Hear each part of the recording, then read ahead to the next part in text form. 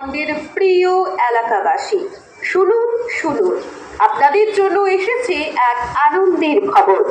রাজ্য সরকার সিদ্ধান্ত নিয়েছে আড়ার খাস জমিতে বসবাসকারী সকল পরিবারকে দেওয়া হবে জমির পাট্টা। এ উপলক্ষে আগামী রবিবার বিকাল 2টায় খানজালা স্কুল সংলগ্ন মাঠে অনুষ্ঠিত হবে এক সাধারণ সভা।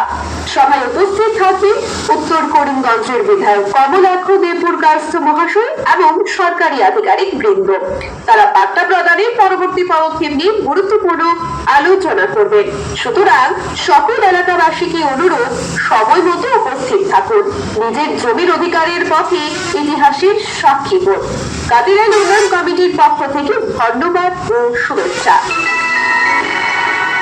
ভাদুদারা, কাতিরাইল, সোনাগিরি এবং মোহনপুর দ্বিতীয় খণ্ডের জনসাধারণকে জানানো যাইতেছে যে উপরোক্ত এলাকার আড়ার জমিতে বসবাসকারীদের পাট্টা প্রদানের সিদ্ধান্ত নিয়েছে রাজ্য সরকার, যার কারণে আগামী রবিবার বিকাল 2 সময় খানজালা স্কুল সংলগ্ন মাঠে এক সাধারণ সভার আয়োজন করা হয়েছে।